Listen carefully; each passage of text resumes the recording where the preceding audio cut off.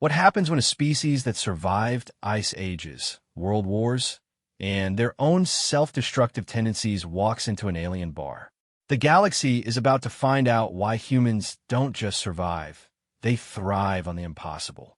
In the cosmic neighborhood, Earth was known as the feral world, a planet so hostile that its dominant species had to develop an immunity to sanity just to wake up each morning.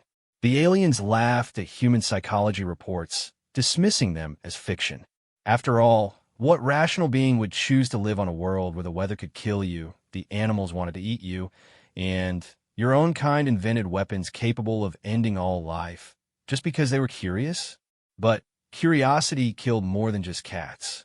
And tonight, in the most prestigious establishment in the Andromeda Trading Hub, the galaxy's elite were about to learn why you never, ever mock a species that thinks juggling chainsaws sounds like a fun weekend activity. The bartender had seen many species come and go, but humans are different. They were the only customers who asked for their drinks with a little danger on the side, and meant it literally. 5 minutes. That's all it took. 5 minutes for the most civilized corner of the galaxy to become a case study in why natural selection favored the crazy ones. The Nebula's Edge was the kind of establishment that existed in the spaces between civilizations, where credits flowed like water and information was the most valuable currency. Built into the hull of a decommissioned Vorthan dreadnought, the bar floated in the neutral zone between three major galactic powers, serving as a meeting place for diplomats, traders, and the occasional mercenary looking to whet their mandibles. Commander Xura of the Hegemony Intelligence Division sat in her usual booth, her crystalline exoskeleton catching the ambient lighting as she reviewed the latest reports on humanity's application to join the Galactic Council.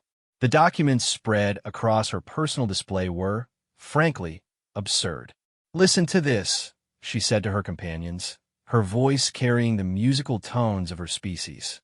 According to their own historical records, humans once fought a war that lasted over a century because someone shot an archduke. Not their leader, not their emperor, just some minor noble from a tiny kingdom. Captain Thrennic, a massive Bruton whose species had evolved from pack hunters, let out a rumbling laugh that shook the nearby tables. "That's nothing. Look at this entry about something called Australian wildlife. Apparently, their planet developed creatures whose entire evolutionary strategy was be more poisonous than everything else."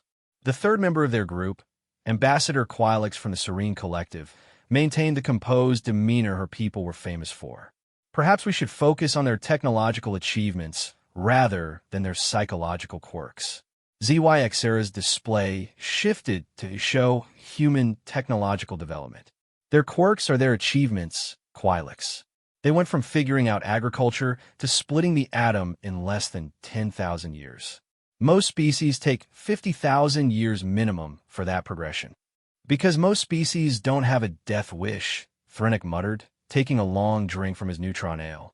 "Look at their entertainment industry. They call it horror movies, and they watch it for fun." Fun.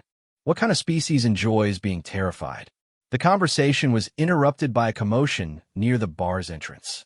The massive blast doors that served as the establishment's main entry were cycling open, and through them walked a group that immediately drew attention from every patron in the place. There were 5 of them, clearly human based on the intelligence briefings, though seeing them in person was somehow more unsettling than Holovids had suggested. They moved with a casual confidence that seemed entirely at odds with their small stature compared to most galactic species. The leader, a woman with short brown hair and a scar running down her left cheek, surveyed the room like a predator evaluating potential threats. "First humans I've seen in person," Quilix whispered. "They're smaller than I expected. That's what makes them dangerous," Xera replied, her compound eyes tracking the group as they approached the bar. "Small targets are harder to hit." The human woman reached the bar and addressed Thak, the establishment's Brolian bartender, in accented but clear galactic standard. 5 shots of your strongest alcohol, and something that won't kill us. We're celebrating." Thak, whose species resembled a cross between an octopus and a tree, gestured with 3 of his tentacles toward a warning display. Honored humans, I must inform you that our strongest alcohol is Rigelian fire wine. It's designed for beings with enhanced metabolic processes. For your species, even a small amount could cause what? The human woman's smile was sharp enough to cut metal. Liver damage? Cellular breakdown? Been there, done that. We once had a guy drink with alcohol on a bed and survive. One of her companions, a man with graying temples, leaned against the bar. Maria's underselling it, bartender. We had a whole historical period called Prohibition where we made our strongest alcohol illegal, which naturally meant everyone wanted more. We're very good at wanting things that are bad for us. The bartender's chromatophores flickered with what Zhuaixera recognized as confusion. This seems counterproductive to survival. Oh, survival's boring, said another human. This one younger with bright blue hair that definitely wasn't a natural color for their species. We figured that out pretty quick. So we decided to make it interesting. Around the bar, conversations had begun to die down as other patrons tuned into the exchange. The humans seemed either oblivious to or unconcerned by the attention. Interesting how Quilix found herself asking despite her better judgment. The humans turned toward their table, and Zhuaixera felt an odd chill run through her carapace. The leader's eyes held an intensity that spoke of someone who had seen violence and found it educational. Well, the woman said, approaching their booth with that same predatory grace, we figured out that everything in the universe was trying to kill us anyway, so we might as well have some fun with it. Mind if we join you? I'm Maria Santos, captain of the merchant vessel, absolutely no survivors. Thrennic's massive frame shifted uncomfortably. That's an unusual name for a merchant ship. Unusual times call for unusual measures, said the man with gray temples, sliding into the booth without waiting for permission. I'm Dr. James Chun, xenobiologist and former combat medic. The cheerful one with the blue hair is Lieutenant Sarah Kim, our pilot. The quiet fellow is Dmitry Volkov, engineer and explosives expert, and the one trying to hide behind his beard is Father Miguel Santos. Yes, relation to our captain, and yes, he's an actual priest who moonlights as our gunner. The casual way they introduced lethal specializations, as if they were hobbies, sent ripples of unease through the nearby patrons. A hegemony merchant at the next table actually got up and moved to the other side of the bar. Explosives expert. Zhuaixera couldn't help but ask. For a merchant vessel? Dmitry, the engineer, spoke for the first time with a heavy accent that made galactic standards sound like a threat. In human space, difference between merchant and military is mostly paperwork. Galaxy is dangerous place. We prepare for dangerous. But surely the Council's peacekeeping forces, Quilix began. The humans exchanged a look that somehow conveyed entire conversations. The Council's peacekeeping forces are very good at keeping peace between civilized species, Dr. Chun said diplomatically. But civilized species don't usually try to build mining platforms in the middle of solar flares or establish trading posts in asteroid fields where the asteroids are actually sleeping space leviathans. You do those things? Thrennic's voice climbed an octave. Last month, Lieutenant Kim said cheerfully, the space leviathan thing was actually pretty fun once we figured out how to wake them up gently. They're surprisingly social creatures. We taught one to play poker. You taught a space leviathan to play poker, Zhuaixera repeated slowly. Well, it already knew how to bluff, Captain Santos said. It just needed help with the math. Turns out they count in base 16 because of their fin structure. The bartender finally returned with their drinks, setting down 5 glasses of Rigelian fire wine that glowed with an inner luminescence. The humans regarded them with the same enthusiasm most species reserve for pleasant weather. To new friends, Captain Santos said, raising her glass. And to the galaxy finally getting interesting, the humans downed their drinks in unison. The fire wine, which was supposed to be sipped carefully even by species with enhanced metabolisms, disappeared down their throats like water. None of them so much as blinked. Another round, Dr. Chun said to the stunned bartender. And maybe something with a little more kick this time. More kick. Korthak's voice synthesizer crackled. Honored humans, that beverage is typically used as industrial solvent by most species. Really? Lieutenant Kim perked up. What do you use for fun drinks then? The question hung in the air like a challenge. Around the bar, patrons from a dozen different species watched with growing fascination and horror as the humans waited for an answer. Quilix felt compelled to fill the silence. Perhaps we should discuss something more conventional. Your application to join the council mentions your species' interest in establishing trade relationships. Oh sure, Captain Santos said. Trade's important. We've got all sorts of things the galaxy might want. Entertainment media, for instance. Did you know that before we discovered faster-than-light travel, we had already figured out 17 different ways to end all life on our planet? 17. Mandiblas clica nervosely. That we admitted to publicly. Father Santos spoke up for the first time, his voice carrying the calm certainty of someone who had made peace with violent realities. The actual number is higher, but some of them are still classified. Why would you classify information about planetary destruction? Thrennick asked, though he seemed afraid of the answer. Because, Dr. Chin said with academic precision, some of them were so efficient that we decided it would be irresponsible to share the knowledge with species who might use them accidentally. The word accidentally echoed through the sudden silence that gripped the bar. Even the background music seemed to dim as the implications sank in. You're concerned about other species using your weapons of mass destruction accidentally, Quilix said slowly, which implies that you use them intentionally. Well, not for destruction, Lieutenant Kim said brightly. We repurposed most of them. The asteroid mining industry on Earth is largely based on controlled nuclear detonations. Very efficient for getting at mineral deposits in inconvenient places. You use nuclear weapons for mining, Zawyaxera stated. Among other things, Dmitri nodded approvingly. Is good for construction too. We hollow out moons, make space stations. What others call doomsday device, we call Tuesday.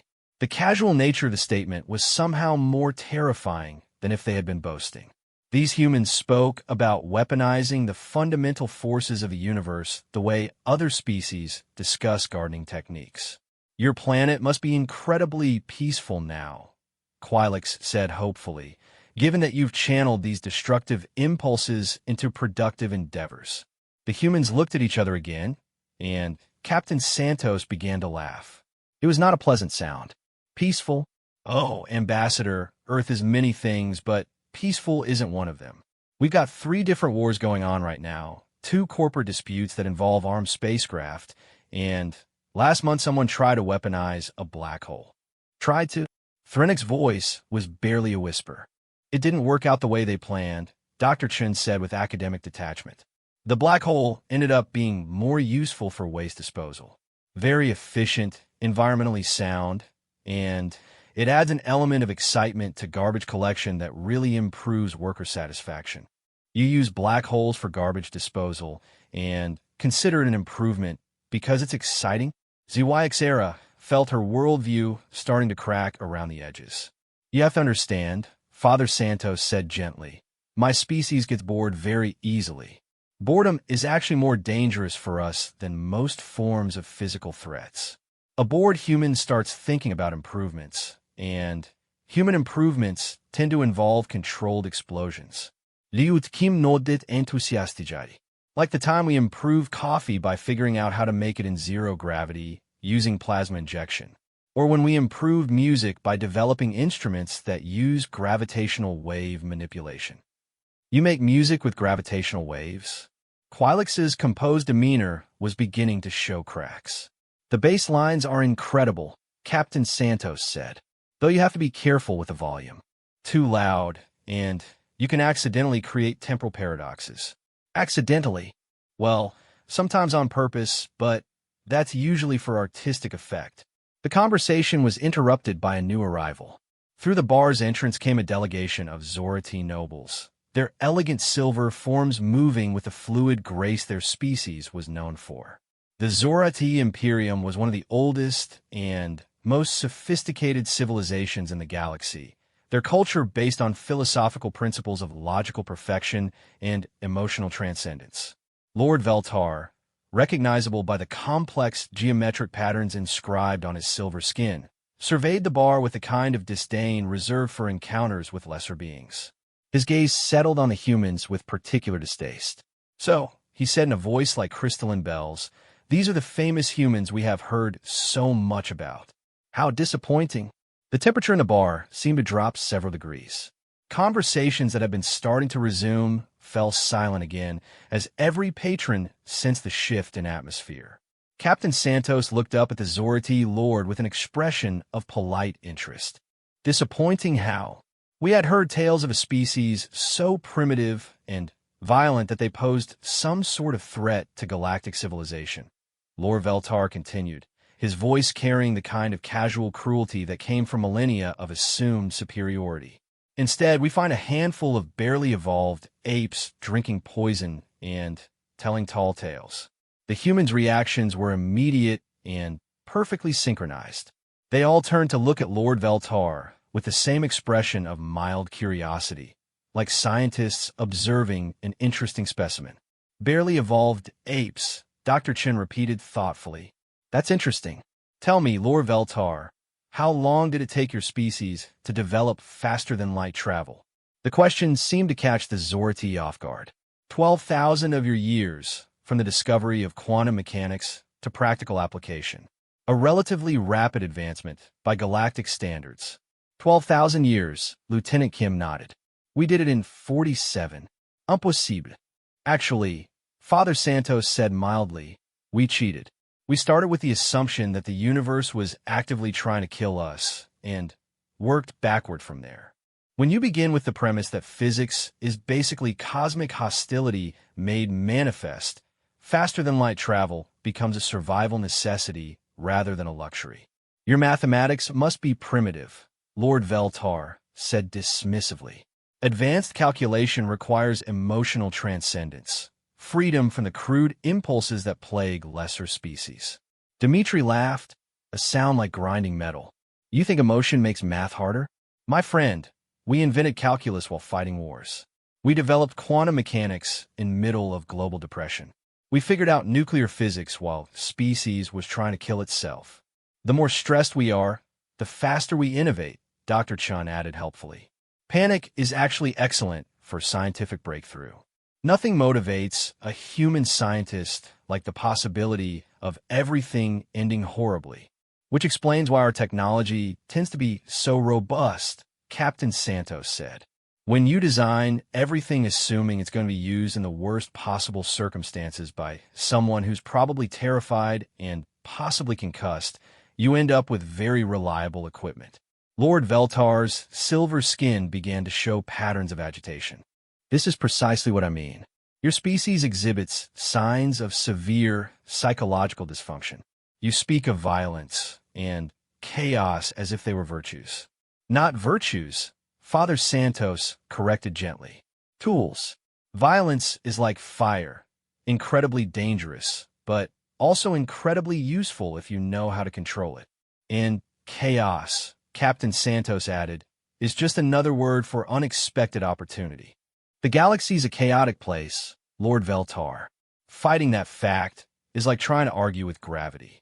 "The galaxy," Lord Veltar said with cold certainty, "is governed by logical principles and natural law. Chaos is simply a failure to perceive the underlying order." The humans exchanged another one of their loaded looks. "That's an interesting theory," Dr. Chen said. "Tell me, have you ever encountered a species called the Devourers?" Even mentioning the name caused several nearby patrons to shift uncomfortably. The Devourers were one of the galaxy's great mysteries and terrors, a species that consumed entire star systems, leaving only empty space behind. "The Devourers are a statistical anomaly," Lord Veltar said firmly. "A temporary disruption that will eventually be resolved through proper application of scientific principles. We met them last month," Lieutenant Kim said brightly. The statement fell into the conversation like a meteorite into a calm lake. Every being in the bar turned to stare at the humans, who continued to look remarkably unconcerned about having encountered the galaxy's greatest nightmare. "That's impossible," ZYXera whispered. "No one encounters the Devourers and lives to tell about it." "Well," Captain Santos said, "that's technically true, but we didn't encounter them in the usual way." "What do you mean?" Quilix asked, though her voice suggested she wasn't sure she wanted to know. "We followed them home." The silence that followed this statement was so complete that the background hum of the space station's life support systems became audible. "You followed them home," Lord Veltar repeated. "Basic tactical principle," Dmitri explained. "If something keeps attacking your neighbors, you go find where it lives and have a conversation about boundaries." "And what did you discover?" ZYXera found herself asking despite every instinct telling her to stop talking. "That they're not actually malicious," Dr. Chen said. "They're just really, really hungry. And they don't communicate in any way that most species recognize as communication. So we taught them," Father Santos added. "Turns out they're quite reasonable once you can talk to them. They've agreed to limit their feeding to uninhabited systems in exchange for help developing more efficient consumption techniques." "You're helping them become better at destroying solar systems?" Threnick's voice cracked. "More efficient, not better," Lieutenant Kim corrected. "They were eating inhabited systems because they didn't know how to tell the difference. Now they can get more nutrition from gas giants and asteroid belts without bothering anyone. Plus," Captain Santos added, "they've agreed to help us with some mining projects in exchange. Do you have any idea how useful it is to have a species that can disassemble a planet in under 6 hours when you need to get at the rare Earth elements in the core?"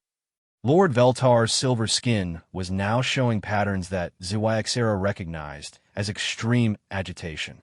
"This is exactly what I mean about your species' dysfunction. You approach the galaxy's most dangerous predator, and instead of fleeing or fighting, you make friends with them. Why would we flee or fight when we could cooperate?" Dr. Chun asked reasonably. "Conflict is expensive and dangerous. Cooperation is profitable and educational.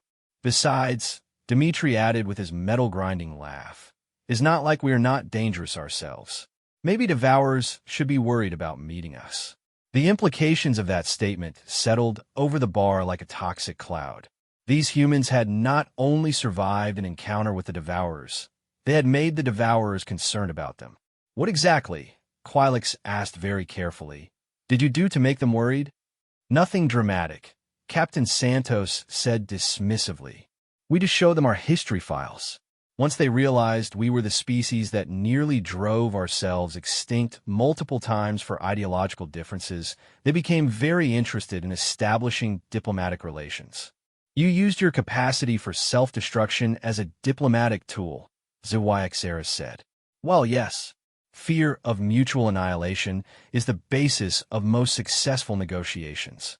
The trick is making sure everyone understands that you're more dangerous to yourself than you are to them, which paradoxically makes you more dangerous to them than anyone else."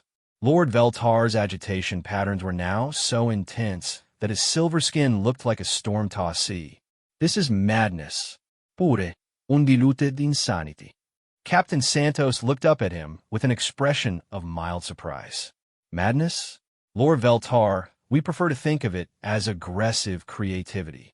And that was when the Zorati noble made his fatal mistake. Your species," he said with the full weight of his ancient civilization's arrogance, "is clearly suffering from collective psychosis.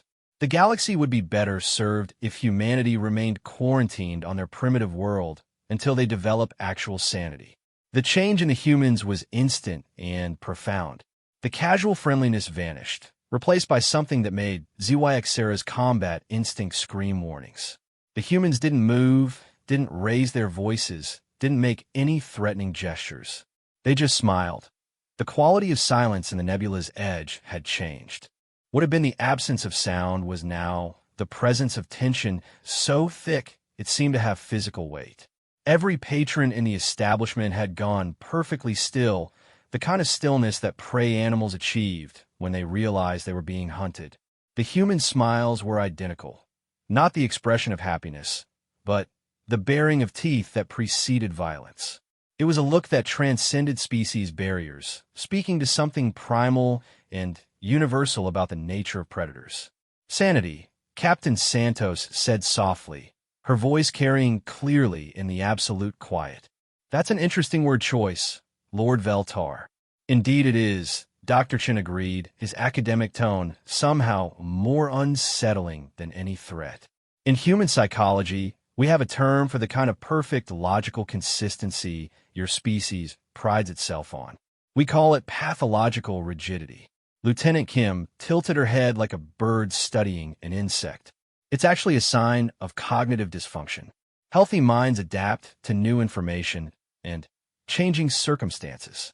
Unhealthy minds insist that reality conform to their pre-existing models. But perhaps, Father Santos said with gentle benevolence that carried the weight of someone who had seen too much death, Lord Veltar would like to test his theory about our psychological state. The Zoratine noble's silver skin was now displaying patterns that ZYXER's intelligence training identified as extreme alarm. But his species' pride would not allow him to back down from what he perceived as a challenge from lesser beings. I hardly think that primitive intimidation tactics will— Oh, no intimidation here, Dmitri interrupted, his accent making the words sound like grinding stone. His simple offer of education. You want to see human sanity? We show you human sanity. Captain Santos stood up slowly, her movement somehow suggesting coiled violence despite its casual nature. The thing about sanity, Lord Veltar, is that it's entirely contextual. What same behavior on a peaceful world where the biggest threat is an ideological disagreement might be completely insane behavior on a world where the weather actively tries to kill you. And Earth, Dr. Chun added, also rising, has never been particularly peaceful. The other patrons began to realize that something significant was about to happen. Tables emptied as beings of various species moved toward the exits or pressed themselves against the far walls. Only ZYXER's group remained in their booth, frozen by a combination of professional curiosity and survival paralysis. For instance, Lieutenant Kim said, pulling out what looked like a standard datapad but was somehow wrong in ways that made experienced eyes itch. On most worlds, carrying around detailed schematics for 17 different ways to collapse a building would be considered evidence of mental instability. On Earth, Father Santos added, it's called being a responsible contractor. You never know when you might need to bring something down in a hurry. The datapad in Kim's hand began to emit a soft humming sound. Several patrons recognized the harmonic frequency and moved even further away. You see, Captain Santos continued conversationally, the galaxy operates under what we call the civilization assumption. The idea that all rational beings want the same things: safety, comfort, predictability, order. But humans, Dr. Chun said, evolved on a world that actively opposed all of those things. Safety was temporary, comfort was a luxury, predictability was a myth, and order was whatever you could impose through force of will and superior firepower. Dmitri had produced something from his pocket that looked like a simple tool, but made a sound like contained lightning. So we learned different lessons. We learned that everything changes, everything breaks, and everything ends. Question is not if, but when and how. More importantly, Captain Santos said, her eyes never leaving Lord Veltar's increasingly agitated form. We learned that the only constant is change itself, and the only way to survive change is to become the thing that other beings adapt to. The Zoratine noble's composure finally cracked. This is exactly what I mean. You speak of violence and destruction as if they were natural law. Because they are, Lieutenant Kim said with bright enthusiasm, like a teacher explaining a fundamental concept to a slow student. Entropy is the dominant force in the universe. Everything moves from order to disorder. The question is whether you fight that current or learn to swim with it. And humans, Father Santos said gently, learn to swim very, very well. But surely, Quilix interjected from her booth, surely rational beings would prefer to minimize conflict, to seek peaceful solutions. The humans turned toward her with expressions of genuine interest, as if she had asked a fascinating philosophical question. Of course, Dr. Chen said, peace is wonderful when it's possible, but peace requires all parties to agree to peaceful solutions. And some beings only understand one kind of negotiation. Take pirates, for example. Captain Santos said, the galaxy is full of species that have tried to deal with piracy through diplomatic channels, economic sanctions, and strongly worded resolutions from the Council. How has that worked out? Dmitri asked with a grin that showed too many teeth. ZYXera found herself answering despite her better judgment. Piracy has actually increased by 37% over the last standard year. Exactly, Lieutenant Kim said, clapping her hands together with delight. Because the galaxy's approach to piracy is based on the assumption that pirates are rational actors who can be reasoned with. But pirates, Captain Santos said, are not rational actors. They're predators who have learned that civilized species will always choose negotiation over confrontation. So piracy becomes a risk-free occupation. Now, humans, Dr. Chan said thoughtfully, we take a different approach to pirates. What approach? Thrennick asked, though his voice suggested he didn't really want to know. We hunt them, Dmitri said simply, like we hunt any other dangerous predator. The thing about predators, Father Santos explained with pastoral calm, is that they're very good at evaluating risk versus reward. If the risk of predation exceeds the potential reward, they find easier prey. So we make sure, Captain Santos said, that attacking human ships is never, ever worth the risk. Ow, Quilix whispered. By being more dangerous than the pirates, Lieutenant Kim said brightly. It's really quite simple. If you're more frightening than the thing that's trying to frighten you, it stops trying to frighten you and goes to frighten someone else instead. Which brings us back to sanity, Dr. Chen said, returning his attention to Lord Veltar. What the galaxy calls human insanity, we call adaptation. We adapted to a hostile universe by becoming more hostile than the universe. But that's... Lord Veltar's voice trailed off as he struggled to articulate his objection. Crazy, Captain Santos suggested helpfully. Yes, it probably is, but it's also effective. And effectiveness has always been more important to humans than theoretical moral purity. The results speak for themselves, Dmitri added. Human space has lowest piracy rate in known galaxy. Human colonies have highest survival rate in hostile environments. Human ships have best record for successful contact with unknown species. Because, Father Santos said, when you're genuinely the scariest thing in any given situation, you can afford to be generous and peaceful. Peace through superior firepower isn't just a motto. It's a survival strategy. The conversation was interrupted by a soft chime from the bar's communication system. Korthak, the bartender, had received an incoming message that caused his chromatophores to cycle through what ZYXera recognized as extreme alarm. Honored patrons, the Brolian announced with poorly concealed panic. I have received word that a Korthak raid fleet is approaching this sector. Station security recommends immediate evacuation to the nearest fortified system. The Korthak were one of the galaxy's newer threats, a species of tech-scavenging nomads who traveled in massive fleets, stripping entire systems of anything valuable before moving on.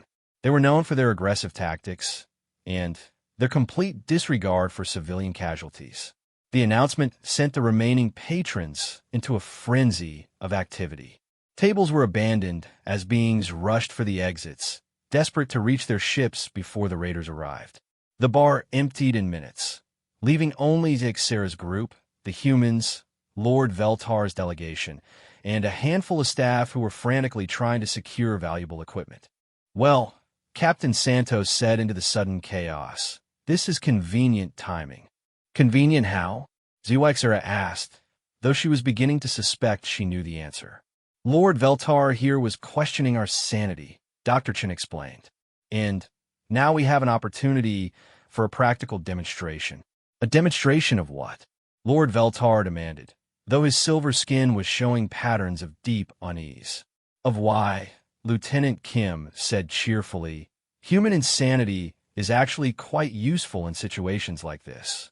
Dmitri was checking something on his datapad, his expression showing professional satisfaction. Korthak fleet is impressive. 47 vessels, including 3 heavy cruisers and a siege platform. Against one small trading station with minimal defenses, Father Santos observed. The odds are quite overwhelming. From a rational perspective, Captain Santos agreed, which is exactly why a rational response won't work. What are you planning? Quilix asked, though her composed demeanor was showing serious cracks. We're going to save the station, Dr. Chun said matter-of-factly. Ow! Thrennick's voice cracked. There are 5 of you, and hundreds of them. The humans looked at each other and began a laugh. Not the polite laughter of social interaction, but the wild laughter of people who had found something genuinely hilarious about their imminent doom. That's the beautiful part, Lieutenant Kim said between giggles. They outnumber us so badly that conventional tactics are completely useless. So we don't use conventional tactics, Dmitri said with obvious relish. We use human tactics. What are human tactics? Zhuaixera found herself asking. Complete unpredictability backed by overwhelming application of controlled violence, Captain Santos explained. Also known as aggressive creativity under pressure. You can't fight a fleet with one ship. Lord Veltor protested. You're absolutely right, Dr. Chin agreed. We can't fight them, so we won't fight them. What will you do? Quilix whispered. Captain Santos smiled, and this time it was the real thing. Not the predatory display from before, but the genuine expression of someone who had found joy in an impossible situation. We're going to make them fight each other, she said. Father Santos was already moving toward the exit. I need to prepare the ship. Dmitri, how long do you need for the modifications? 20 minutes for basic package, the engineer replied. 40 for full entertainment suite. Entertainment suite. You can't have a proper demonstration without proper presentation, Lieutenant Kim explained, following Father Santos toward the docking bay. The galaxy needs to see this. Dr. Chun paused on his way out. You're all welcome to observe from the station's command center. This should be educational. And then the humans were gone, leaving the remaining beings to stare at each other in stunned silence. They can't possibly be serious, Lord Veltar said, but his voice lacked conviction. I'm beginning to think, Quilix said slowly, that we've seriously underestimated what serious means to humans. Zhuaixera was already moving toward the command center. Her intelligence training had taught her to recognize significant historical moments, and she had the growing certainty that she was about to witness something that would be studied by military academies for generations. The station's command center was a cramped space filled with outdated equipment and staffed by beings who looked like they would rather be anywhere else in the galaxy. Commander Wexhal, the station's administrator, was a hegemony officer whose career had clearly peaked several ranks ago. Commander, Zhuaixera identified herself with her intelligence credentials. I need access to your tactical displays and communication systems. Why? Wexhal asked, though he was already granting the access. The presence of multiple species diplomata personnel had made him nervous enough to comply with any reasonable request. Because, Zhuaixera said, settling herself at a monitoring station, I have a feeling we're about to witness something unprecedented. The main tactical display showed the approaching Korthak fleet as a cloud of red contacts moving steadily toward the station. 47 ships arranged in a standard raiding formation, designed to overwhelm defenses through concentrated firepower and superior numbers. Where's the human ship? Thrennick asked, studying the display. There, Quilix pointed to a single green contact moving away from the station on an intercept course with the fleet. That small contact designated absolutely no survivors. It's tiny, Commander Wexhal observed. Maybe a third the size of a Korthak light cruiser. Which is exactly what makes this so interesting. Weixera murmured, her compound eyes tracking the tactical display with professional fascination. The human ship's course was taking it directly toward the center of the Korthak formation, not toward the flanks where a smaller vessel might try to pick off isolated targets. Not toward an escape vector where speed might provide an advantage, but straight into the heart of the enemy fleet. "That's suicide," Lord Veltar said flatly. Or Dr. Chen's voice came over the communication system. "It's exactly what they won't expect." The humans had apparently hacked into the station's communication network, while everyone had been focused on the tactical display. "Dr. Chen," Alexera said into her console's pickup, "what exactly are you planning?" "Nothing too complex," came the cheerful reply. "We're just going to introduce a little chaos into an otherwise orderly situation." "Ow!" "Well," Captain Santos' voice joined the conversation. "The Korthak are a hierarchical species, right? They follow strict command structures based on demonstrated dominance." "Yes," Commander Wexhau confirmed. "Their fleets operate under absolute authority of the Alpha, who maintains power through ritual combat." "Perfect," Lieutenant Kim's voice chimed in. "Hierarchical structures are wonderfully vulnerable to disruption if you know which strings to pull." "What strings?"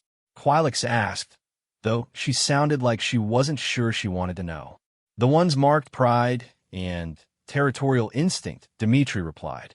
"Also, Korthak have very specific cultural taboos about cowardice and honor debt. Makes them predictable." "Predictable how?" "Zetegrega ixaradamanda."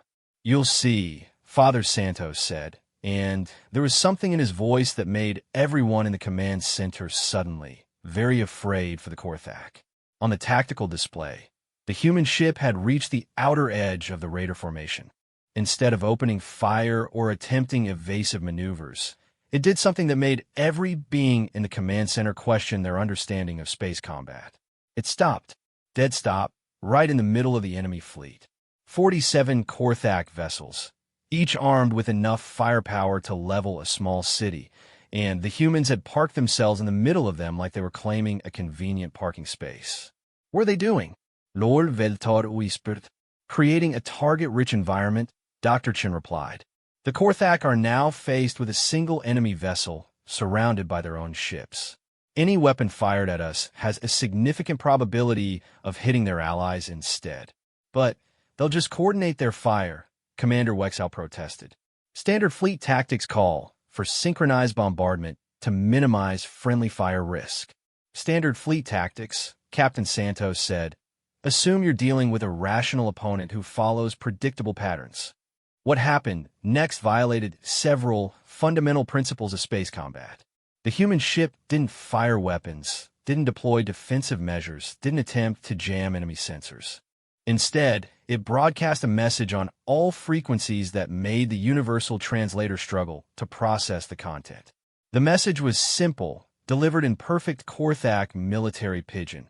Human vessel challenges Korthak Alpha to single combat. Stake: this system. Terms: winner takes all, loser's fleet submits or dies. Declining challenge marks Alpha as coward before all Korthak. The effect was immediate and catastrophic.